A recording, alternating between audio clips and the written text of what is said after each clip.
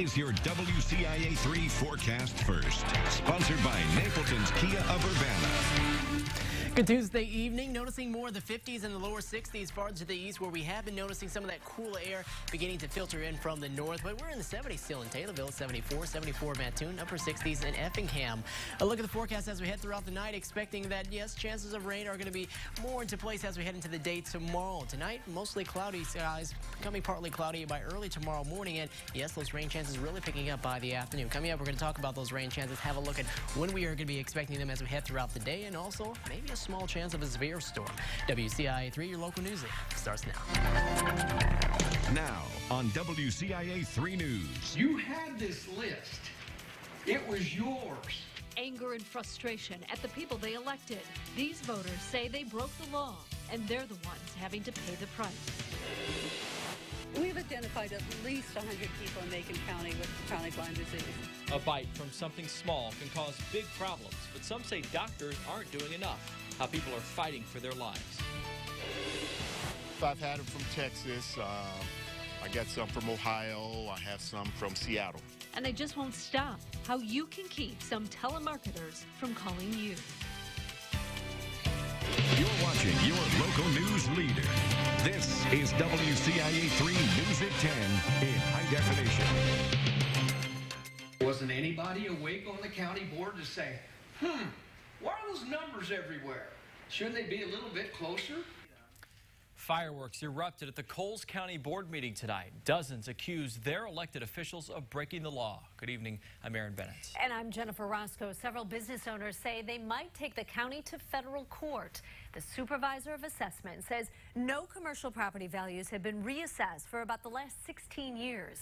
State law requires it's done every 4. WCIA 3's Aaron Eads live in our newsroom now. Aaron, a lot to go through, so the county is working on getting that done. Yes, they are, Jennifer, but property owners say the way they're going about it is against the law. They say the newly assessed property values don't make any sense. The man who appraised them may have been hired illegally, and that through it all, the county is violating their constitutional rights. But the supervisor of assessment says she doesn't believe her office or the county board did anything wrong. The first question we asked Coles County Supervisor of Assessments Karen Biddle is if she could tell us why no properties have been reassessed for the last 16 years. No, not really. Nothing I can give you. Biddle says after the last 3 supervisors, for whatever reason, failed to get it done, she took it upon herself. I understand why people are upset about it. Frankly, I don't blame them, but it still needs to be done. We have no transparency, no accountability, and we want fairness. James Donasso is part of a group of business owners who claim the way the new assessment is being done is wrong. Biddle says her office split the county into 4 parts, assessing one at a time. They hired an independent appraiser to get it done. Mattoon Township was appraised first. At the end of the year, the new tax rates were applied to the township. That's the way it's supposed to work in a quarter quadrennial. You do that district that year, and then you go to the next district the next year, and at the end of 4 years, everything has been done. Donasso says that's unfair. Therefore, Mattoon Township will pay an extra year at higher assessed values than the rest of the county. That's the first issue. They say another issue is the way the assessments were done. The taxes are outlandish on my property, some of them as high as 105 to 109% above what they were last year. This nursing home was valued at about $250,000. Now it's assessed at more than $1 million, a 325% increase. This furniture store's owner says he'll have to pay more than $2,000 more a year in taxes, and this empty lot's valuation went up by 400%. Biddle says a lot can change over 16 years, but the group of owners says not by that much. We all understand that taxation is part of life. We have to pay taxes. We're not against paying taxes. I just only want to pay what I'm supposed to pay, not any more, not any less. The group is accusing the appraiser hired to do the assessments of not having the proper qualifications and being hired in a way that's illegal. After doing some research into state law, they told county board members they don't have the authority to hire the appraiser as an independent contractor, which documentation shows he originally was. And I have documentation, thank God for the Freedom of Information Act, that our local government has lied to us and is trying to hoodwink the public. Biddle says the assessor's qualifications check out fine and that she's not aware of any wrongdoing. I do not believe I've done anything wrong. I think I have done my job according to statute. I reached out to the county board chair a couple hours before the meeting. He didn't return my call, but at the meeting, a few board members told everyone their legal team advised them that at this time, they can't throw out the reassessment and do it again. We'll have more on this story as it develops. Live in the newsroom, Aaron Eads, WCIA 3, your local news leader. Yes, definitely a follow-up here. All right, thank you, Aaron. A scathing new report condemns Springfield politicians for failing to pass a budget. The 86-page report from the Nonpartisan Civic Federation says the state is in a dangerous autopilot mode, and it calls on both sides to make some concessions in order to pass a budget now. The independent study says it cannot support Governor Rauner's budget proposal because it's $4.6 billion out of balance. The study warns the backlog of unpaid bills could reach nearly $20 billion by the end of next year, making it much harder for the comptroller to keep paying schools and human service providers. This is no joke. It's not a false alarm. We, the controller's office, are operating not on an empty tank of money, but literally on fumes.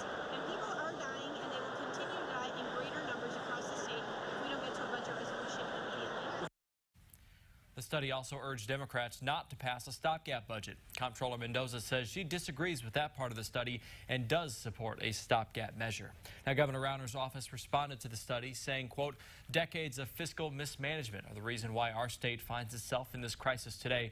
Governor Rauner continues to urge legislators to pass a truly balanced budget with structural reforms that will create jobs and grow our economy across Illinois. Public health officials are sounding the alarm. We could see an increase in Lyme disease this summer after a mild winter, and the disease can be devastating.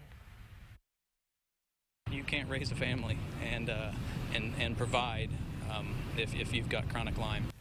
Their family members visited the Capitol today, calling on elected officials to act now and urging doctors not to treat Lyme disease lightly. WCIA 3's Mark Maxwell live in Springfield tonight. Mark, the number of Lyme cases in Illinois has doubled in just the last 5 years.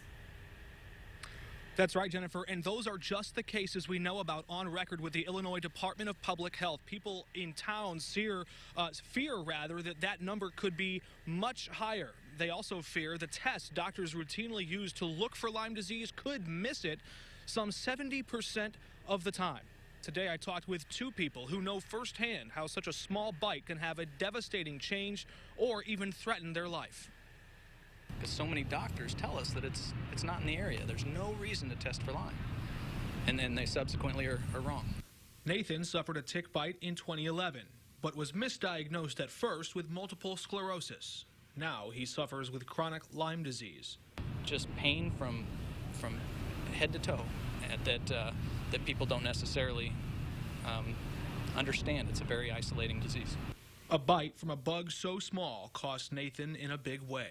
You lose your friends, you lose your family. I lost my house, my car, because of the financial burden of this. Because anything after three to 4 weeks, insurance says you're cured, and anything else is just out of pocket. Nathan visited the state capitol with a group of Lyme patients and some of their family members to urge lawmakers to do something to educate and encourage doctors to detect and treat Lyme faster. So my goal is not only in helping my own daughter, who deserves all the help that I can give her, but also to get the state of Illinois up to speed on what's needed to this is an epidemic. Linda Keyhart's daughter is only in her 40s, but already suffers from the onset of dementia after contracting Lyme disease. Now, she's a mom on a mission. I'm not going to cure the world. I just want Illinois to find a Lyme literate doctor. And then I want the legislature to address the fact that doctors seem to be afraid to work with Lyme patients. Doctors recommend always check for ticks after going through the woods, or even your kids as they come back inside from playing outdoors. If you see one of those little bloodsuckers attached, be sure to call and consult your physician right away. They have specific instructions, and also timing is critical. Those first 3 weeks after a tick bite can determine whether or not you can treat it or it becomes permanent and chronic. Live in Washington Park in Springfield, Mark Maxwell, WCIA 3, your local news leader. Jennifer. All right, scary stuff. Thank you, Mark. Petroleum mysteriously showed up in a field yesterday, and now we know what caused it. And still to come. They call at the weirdest times. Telemarketing calls are annoying, but shouldn't the do not call list stop them? Well, it doesn't always work. Plus, sometimes what goes up must come down, but that's not what Illinois softball wanted to hear. Live from your local news leader, Jennifer Roscoe, Aaron Bennett, Central Illinois' most accurate forecast, and Brett Bairns on sports. You're watching WCIA 3 News at 10.